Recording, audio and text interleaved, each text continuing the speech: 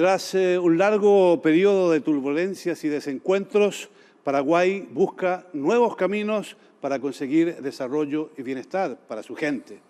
Bienvenidos a Claves, y esta es una coproducción de la televisión alemana Deutsche Welle y Paraguay Televisión. Mi nombre es Gonzalo Ernesto Cáceres y en la conducción me acompaña hoy mi compañera Jennifer Caballero. ¿Cómo le va, Gonzalo? Bienvenido nuevamente a Paraguay. Gracias. En este encuentro, ya a través de Claves, vamos a estar analizando un poco sobre estos primeros meses, los avances y desafíos de Paraguay ante el mundo. Así que ya recibimos a nuestros invitados. Nos acompaña ya aquí una reconocida economista del medio, la doctora Gladys Venegas. Ella es doctora en Desarrollo Económico, directora de posgrado de la Universidad Católica Nuestra Señora de la Asunción y consultora para diversas organizaciones internacionales. Doctora, ¿cómo le va? Muy bien, encantada de estar nuevamente aquí y encantada de disfrutar también con los panelistas.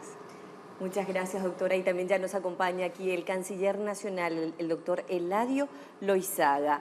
Fue parlamentario en el periodo de 1989 a 1993. Se desempeñó como representante de nuestro país ante varias instancias internacionales, como por ejemplo embajador representante permanente de Paraguay ante la Organización de las Naciones Unidas en Ginebra y también ante la Organización Mundial del Comercio, entre otras tantas representaciones. Canciller, ¿cómo le va? Bienvenido. Muy buenas tardes, estaré con ustedes. Es un placer estar aquí nuevamente con Gonzalo y en el programa, y saludo a la doctora y nuestros queridos amigos. También ya nos acompaña otro de los ministros del nuevo gabinete del presidente Horacio Cartes. Hablamos del ministro de Industria y Comercio, Gustavo Leite, administrador, él formado en los Estados Unidos de América, con una capacitación ya también en Europa, representando también a nuestro país en varias instancias dentro de lo que ha significado también la producción local. ¿Cómo le va, ministro? Bien, contentísimo de estar acá. Bienvenidos a Paraguay, ustedes que vienen de Alemania, a la orden. Y alguien que siempre nos acompaña en analizar un poco, desglosar todo lo que ocurrió y ocurre en Paraguay en los últimos años, el analista político y sociólogo, el Marcelo Lacchi. Él es italiano, pero ya residente hace varios años en nuestro país. Marcelo, bienvenido. Bienvenido a ustedes también. Gracias de la invitación y saludo a la audiencia. Gracias a todos, también de mi parte. Y la verdad es que Paraguay, todo el mundo lo sabe, está empezando a vivir días muy interesantes y aquí están creándose cada día noticias que esperamos de alguna manera nosotros también podamos llevar en el futuro. Pero, ¿cuál es el momento que percibe el ministro de Exterior, el hombre encargado de contarle al mundo lo que pasa aquí en Paraguay? ¿Cuál es la situación que se está viviendo ahora, en este minuto, en su país, don Eladio?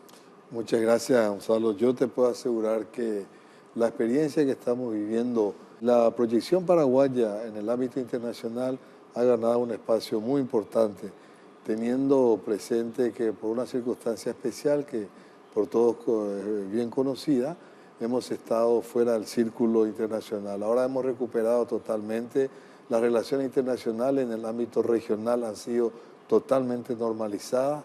Nuestra presencia en el ámbito multilateral comenzó en el mes de agosto con la participación del presidente en la reunión de UNASUR. Posteriormente fuimos a Naciones Unidas, la Asamblea General y la Cumbre Iberoamericana. Y en el ámbito regional, la presencia y reuniones personales y visitas de Estado que tuvo a la Argentina, al Brasil, al Uruguay, a Chile. Posteriormente estaremos también visitando Bolivia, la nominación de embajadores en estos lugares donde no lo teníamos, así como también de países como Brasil, Venezuela, Uruguay, que tiene un recambio, Ecuador ha nominado embajadores, lo que hace que el Paraguay hoy en día esté perfectamente posicionado en el ámbito internacional. Y creo que ese es un reconocimiento que estamos viendo a través de las visitas y contactos en el mundo empresarial, que también abarcó la visita del presidente al exterior. Marcelo, ¿cómo se da este nuevo posicionamiento de Paraguay ante lo que significa la integración regional? Y esto que se da desde agosto ya con iniciar nuevamente las conversaciones con los países de la región. Y bien, es normal que o uno se se quita totalmente afuera de cualquier relación o tiene que discutir con su vecino.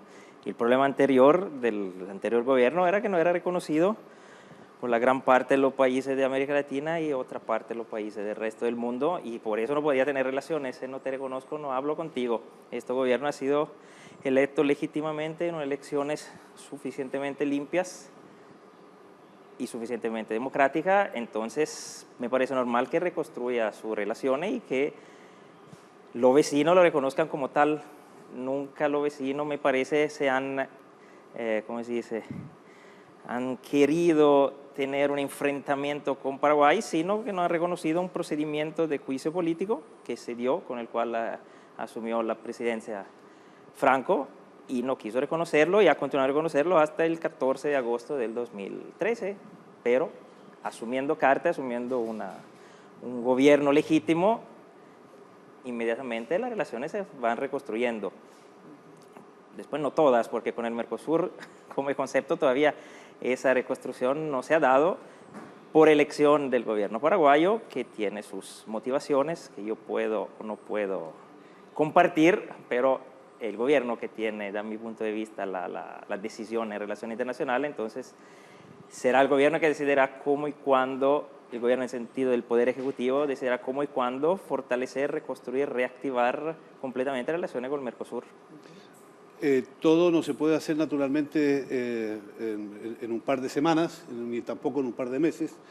El país está en todo caso realizando cambios importantes y también en el terreno de la economía y las finanzas. Pero ¿cómo estaba, don Gustavo, la caja? ¿Qué recibieron ustedes cuando llegaron al gobierno? La caja estaba bastante comprometida, la vamos a recomponer para fin de año.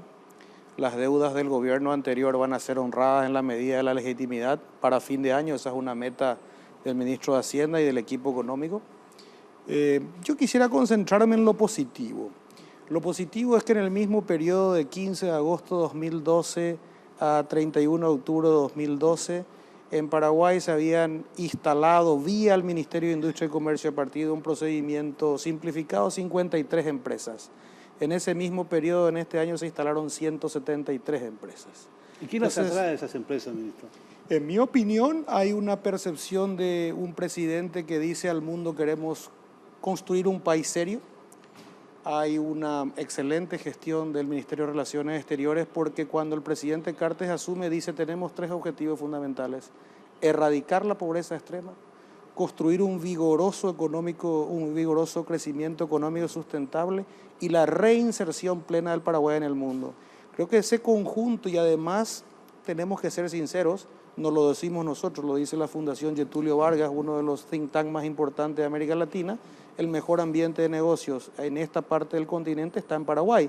Y las empresas buscan rédito, y las empresas buscan un país solvente, un país confiable, un país de bajos impuestos o de impuestos competitivos, de factores de producción competitivos. Paraguay es el único país de América que hoy ofrece suficiente energía hoy para crear 1 millón de puestos de trabajo. Entonces, eso hace que nos volvamos atractivos. La creación de fuentes de trabajo, esto que está citando el ministro, ¿ya puede empezar a verse, a sentirse en la calle, especialmente para el ciudadano y la ciudadana paraguaya y paraguayo? 2 cosas. Cuando se instalan empresas siempre hay un periodo que llamamos un periodo de aprestamiento o startup, que te puede llevar entre 3 a 6 meses de acuerdo a lo que la empresa lo tiene. Esperar que ahora ya se reduzca la tasa de desempleo es improbable. Ahora, yo esperaría ver algún repunte en la tasa de empleo para marzo, a pesar de que con las empresas que se están instalando, en un momento determinado comienzan con un 10%, 20% y luego van aumentando. Entonces, esperaría que ahora con los bonos, con los bonos que pague el gobierno, con las deudas que estén, ese movimiento empiece a acelerarse, que estas empresas que son las que se están instalando y que son las que van a dar realmente también puestos de trabajo, entonces eso empieza a sentirse de marzo a junio del año que viene. Yo creo que el momento para medir bien ese efecto, ese primer efecto, debería ser junio. Donde no hay mucho tiempo para esperar también es en materia de relaciones exteriores. De ahí que el ministro ha estado viajando permanentemente y, como ya muchos me han dicho, aquí en Paraguay con bastante éxito. De hecho, se han recompuesto las relaciones con los países vecinos, incluso con Venezuela. Sin embargo, el capítulo Mercosur-UNASUR continúa pendiente. ¿Por qué todavía ese es un hueso duro de roer? Bueno, UNASUR ya está solucionado, ya no tenemos problema y UNASUR fue un escenario muy importante para el reingreso del Paraguay en el campo internacional y multilateral. Allí se sintió un ambiente un poco tenso, porque era la primera vez que el Paraguay participaba de vuelta en un foro donde estaban todos los países de la región que en un momento dado han suspendido sus relaciones. Y ahí se da el inicio del comienzo de la normalización con Venezuela, con la reunión entre el presidente Cartes y el presidente Maduro. Y ahí sale un mandato de los presidentes para que los cancilleres lleven adelante este proceso de Mercosur y relaciones bilaterales. Tuvimos la visita del canciller Jagua en Paraguay, normalizamos plenamente, ya tenemos embajadores, nuestro embajador ya está en Caracas, presentará credenciales en estos días. Y lo de Mercosur, lógicamente, aún todavía tiene un proceso interno de construcción en cuanto a la ciudadanía. El gobierno tiene bien claro que estamos en este momento en un limbo. Esa es la realidad, no estamos ni aquí ni allá. Tenemos que estudiar con los demás sectores políticos del país y percibir también la ciudadanía la situación que tenemos que vivir en 2 meses más. Esto tenemos que buscar una solución, no puede tener una posición sine die con respecto al Mercosur y creemos que el regreso del Paraguay al Mercosur le va a dar la legitimidad al Mercosur. El Paraguay le va a dar ese signo de derecho y legitimidad al Mercosur con su regreso pleno. Ministro, ¿qué pasa con Venezuela? ¿Venezuela seguirá en el Mercosur de acuerdo con el criterio del Paraguay? Bueno, nosotros una vez que ratifiquemos el protocolo de Venezuela, ahí se legitima Venezuela. Y a eso es lo que yo me refiero, el Paraguay va a dar esa legitimidad y todos los jefes no buscamos a cambio de nada. Eso es algo que hemos dejado al lado, no podemos hacer un do des, sino que acá hay una dignidad, hay una decisión y nosotros tenemos que estar dentro del Mercosur porque, es decir, cuando digo estar, participar, porque nunca hemos salido, hemos suspendido. Y es la forma en que vamos a darle el rumbo, por lo menos que Paraguay quiere para el Mercosur, que entre ellos es volver a su sistema original, una asociación destinado a la creación de una zona, un espacio comercial libre, sin restricciones y por sobre todo teniendo en cuenta la vulnerabilidad económica de un país pequeño como es el Paraguay. Con Venezuela adentro, entonces. Y será ya con Venezuela adentro una vez que nosotros ratifiquemos ese protocolo.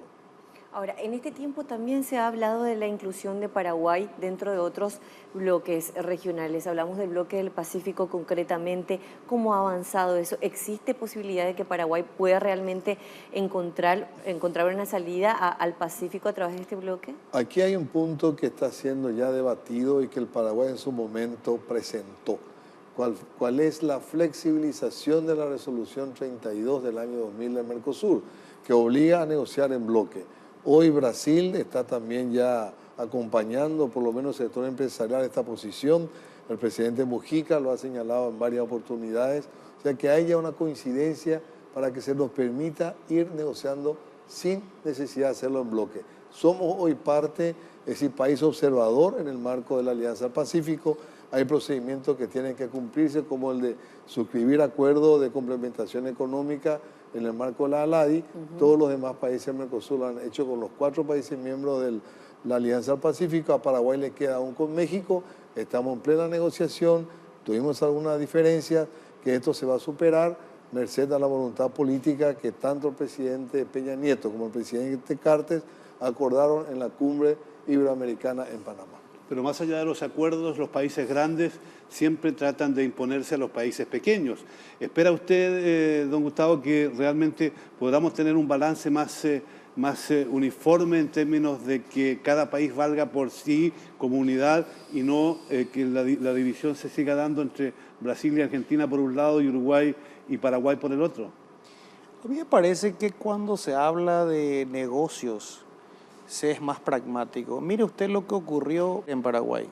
La compañía número 1 de logística de Alemania, propiedad de un fondo sudafricano, le compra barcazas a un astillero japonés que está en Paraguay para transportar mineral de hierro de Vale do Río 12, de Corumbá, al Río de la Plata. Entonces esas cosas se van generando. Hoy la industria de automóviles de Brasil es más competitiva gracias a su base paraguaya. En Paraguay estamos hoy fabricando casi todos los cableados de autos para Brasil. Los presidentes Cartes y Dilma han dado muestra de mucho pragmatismo en la reunión que tuvimos en Brasilia, puesto que ahí se pactó integrar cadenas productivas en el concepto ganar-ganar. Ni queremos sacar los empleos de Brasil, ni queremos que Paraguay quede siempre abajo. Lo que queremos es integrarnos y estamos trabajando en eso. Yo estoy muy optimista al respecto de eso, independientemente de que siempre en las fronteras hay problemitas, porque las fronteras son así, porque estamos en Latinoamérica y porque todavía tenemos que madurar un poco.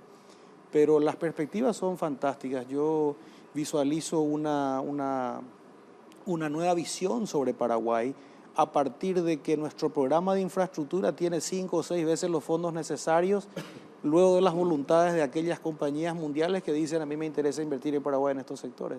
Entonces, vamos bien, espero que nos siga acompañando Dios y el mundo.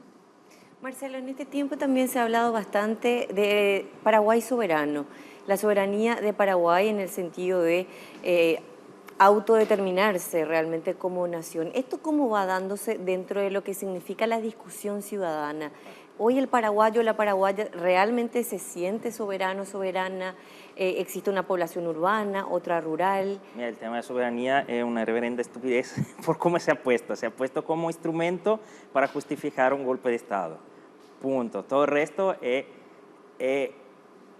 fantasía, es folclore. No estamos en el siglo XXI.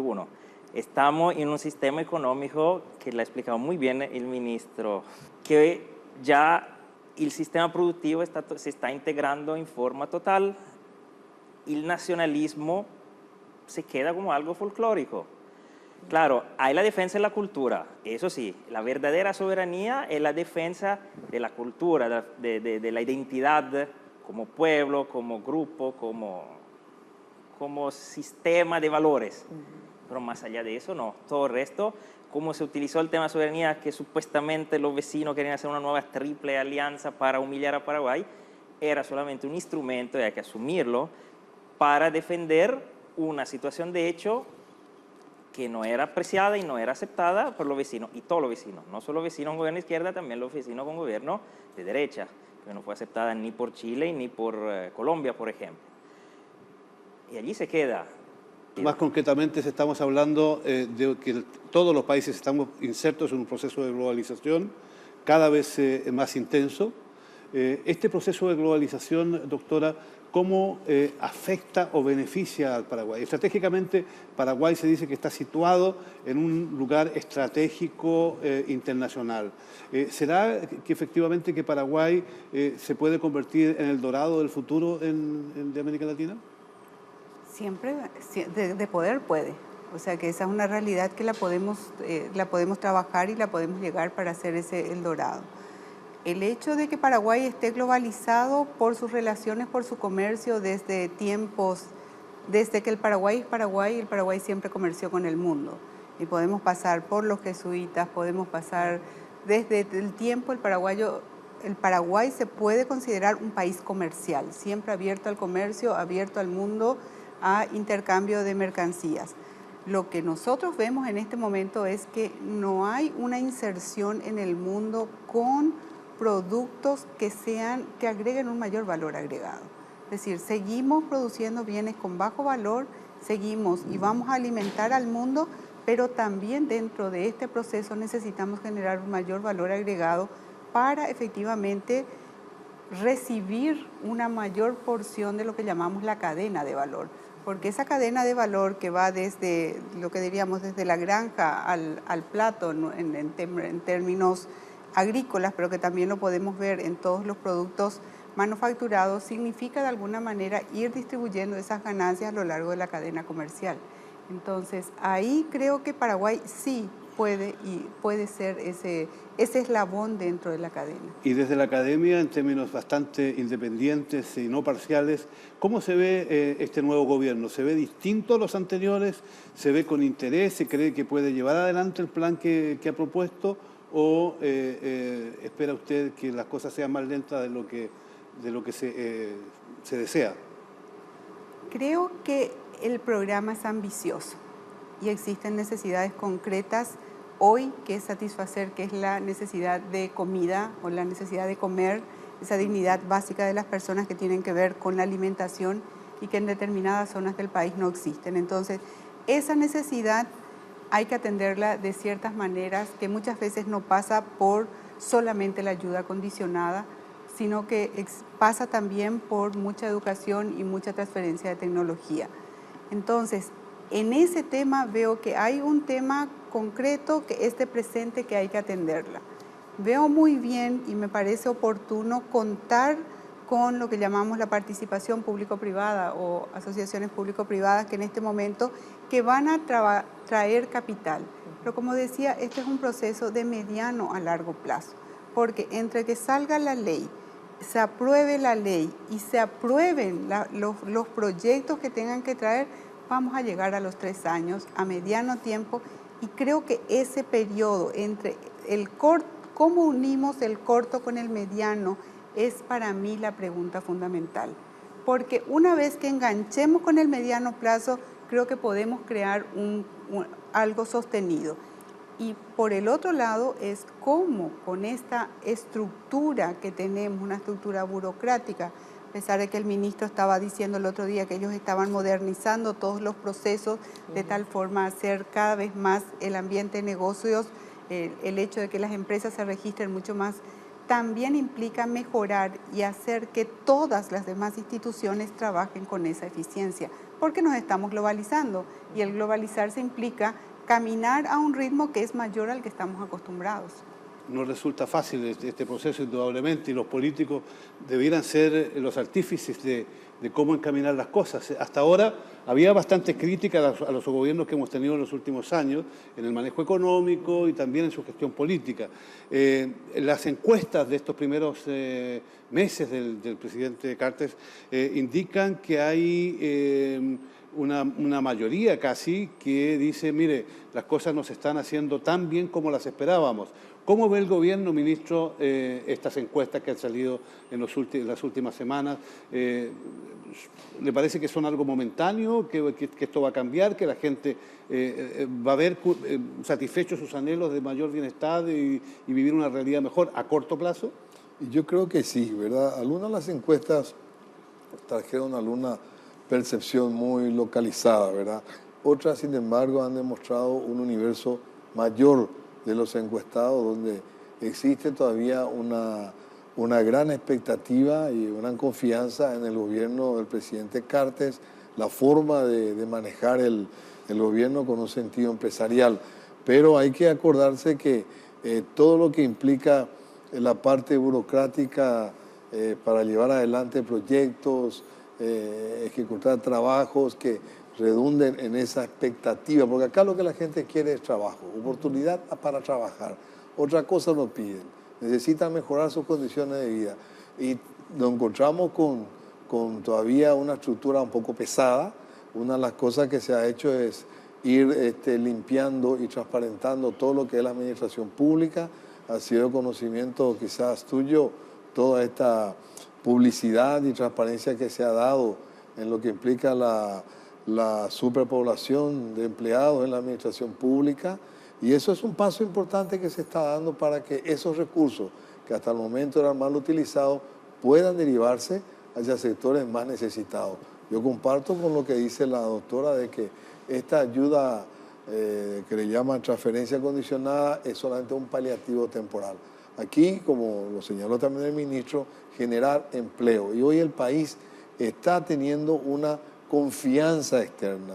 Están viniendo empresas extranjeras que quieren sumarse a esa línea de producción. Y en eso el gobierno está dando todo su apoyo.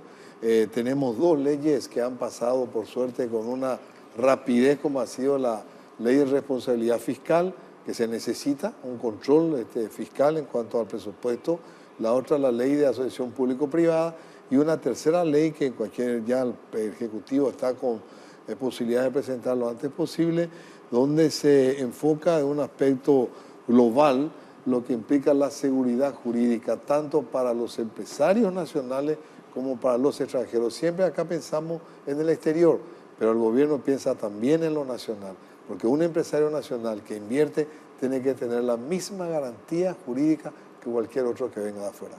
Dos leyes has mencionado, ministro, la ley de responsabilidad fiscal y también de alianza público-privada, que de una u otra forma estarían ayudando un poco a lo que es la política del gobierno de iniciar un poco un combate frontal a la lucha contra la pobreza a través de un programa, Gonzalo, y a la teleaudiencia denominado Sembrando Oportunidades. Sí. De la mano de este programa también el gobierno ha lanzado una lucha frontal también al contrabando y a la corrupción a través de las acciones del Ministerio de Industria y Comercio. ¿Cómo se ha desarrollado ese combate al contrabando, especialmente, ministro Leite, en este último tiempo? Y estos días han sido días claves en torno a lo que significa el combate al contrabando menor y también al mayor. El contrabando tiene, en nuestra visión, tres razones. La primera es cambiaria. Los productos valen la mitad de precio del otro lado del río. La segunda es cultural y es hasta de bolsillo, le llamamos, puesto que una familia paraguaya de pocos recursos no tiene reparos en comprar lo que hasta puede venir dañado, puesto que las condiciones de transporte, de frío y demás no le importa mucho y hasta es entendible porque uno compra lo que le alcanza su bolsillo. Y la tercera es una razón que tiene que ver con instituciones débiles. Nosotros estamos trabajando en dos frentes que tienen que ver con el empleo y con las instituciones fortalecidas. Hoy, en vez de dejar todo en manos de la aduana, se constituyó un grupo multidisciplinario que comenzó a trabajar en silencio. Han habido un montón de allanamientos grandes y medianos, más de 90, desde que comenzamos a trabajar, y luego se trabajó en cerrar los puntos más notorios de ingreso, y nos dimos cuenta de una cosa que no queríamos creer, de que el contrabando hormiga era más importante de lo que estimábamos, a tal punto que cerrando 3 o 4 puntos de ingreso al país acabaron las ventas en las calles. Entonces la intención del gobierno es que en una maniobra concertada de muchas instituciones, el dinero que va a estar en la calle para fin de año, que no es una cifra menor para Paraguay, quede dentro de las empresas formales de Paraguay, que son las que hacen el esfuerzo. Es una lucha larga. El contrabando no es un tema nuevo, no es un tema tampoco que pueda subsanarse en 1 o 2 medidas o en 10 días. Nosotros estamos preparados para volver a Paraguay en un país formal. La opción es única. Nosotros no podemos convivir con el contrabando. Los países formales, en Europa no se habla de contrabando salvo en contadas ocasiones y en lugares muy marginales. Allí vamos, la resolución del gobierno es firme. Y creo que vamos a tener éxito en el corto plazo con algunas acciones, pero la realidad de lo que queremos es que ese negocio informal se vuelva formal. De hecho, la solución que hemos planteado a toda la gente que viene a través de la frontera con sus mercaderías es: instálense acá, háganse de una unipersonal, despachen sus mercaderías, paguen sus impuestos y no hay ningún problema. Lo que queremos es que todos tengan igualdad ante la ley. Sin duda alguna, de nuevo volvemos a lo mismo, o sea, son todas medidas que van a dar resultados a largo plazo después de haber vivido muchos años en la informalidad, en la corrupción en muchos casos también, y desde luego siendo víctima, diría yo, para decirlo de manera diplomática, señor ministro, de lo que es el narcotráfico y toda la corrupción que ello conlleva. Esperamos naturalmente todos los latinoamericanos que este plan resulte. Y interesante es ver que tenemos acá en Paraguay a un empresario que está a la cabeza del gobierno, Marcelo. Es un empresario, un mejor gobernante en los tiempos que vivimos, en los tiempos de globalización. No está en eso, porque hubo empresarios también en otros países y los fracasos fueron grandes. Y en ese caso yo creo que tenemos que olvidarnos de la logia del empresario, tenemos que en cambio fijarnos que por primera vez, y eso lo digo aunque me duela, como se dice, tenemos un presidente de la República que sabe lo que quiere. cosa que no hemos tenido anteriormente. Generalmente en Paraguay la lógica era primero ganamos elecciones, después vamos a ver qué hacemos. Y esto después vamos a ver qué hacemos, a veces duraba meses o años para que se pudiera definir un programa. Por eso los 100 días era tan importante por los otros presidentes y no es para nada importante por este presidente, porque los 100 días al fin y al cabo era un instrumento para mostrar algo, para que la gente se tranquilice que estamos aquí para cambiar las cosas. Este presidente en cambio vino con, repito, con una claridad que a mí casi me asombra, vino con un plan bien preciso, lo está ejecutando y sus primeros 100 días por ahí no produjeron nada eclatante, pero hicieron cosas que en los últimos 2 presidentes no pudieron hacer, ante los últimos 3, supongo también Nicanor, o los últimos 4, se ponemos también González Maqui. En primer lugar, reimponer la figura del presidente como el líder de la nación. La Constitución del 92 le quitó muchísimos poderes. Con estas leyes que hizo aprobar y sobre todo con una acción psicológica, porque algunas de estas leyes son más poderosas desde el punto de vista psicológico que desde el punto de vista de la producción del elemento legal que activan, de reponer al centro del debate político el presidente que manda, reduciendo fuertemente, hasta un punto de vista, repito, psicológico más que real, los poderes del Parlamento. Y eso es muy interesante. Después impone, porque impone en 2 meses, una ley de alianza público-privado que es la base por un cambio radical en el país. Cartes se ve claramente que tiene idea, independiente de lo que piense el Partido Colorado que lo llevó allí, de llevar la modernización del país. Lo que Lugo no pudo, porque no estuvo en condición o porque no quiso, no sé, que Franco no le interesó, pero que es necesario. No puede vivir frente a países que se están desarrollando a nuestros alrededores, quedarse en el siglo XIX Paraguay. Y Paraguay tiene todavía una estructura económica, social, cultural, financiera del siglo XIX. Nosotros tenemos todavía muchos empresarios que usan su propio capital para trabajar, no el capital financiero. ¿Por qué? Porque la estructura es de tipo antiguo y la cultura es de tipo antiguo. Cartes me parece que está intentando imponer un modelo nuevo. No solo está intentando, lo va a conseguir. Eso va a significar también la crisis de los partidos tradicionales en parte, porque este modelo nuevo no puede funcionar si se continúa con el prebendarismo y el clientelarismo estructurado en los 2 partidos tradicionales, Colorado y Liberal.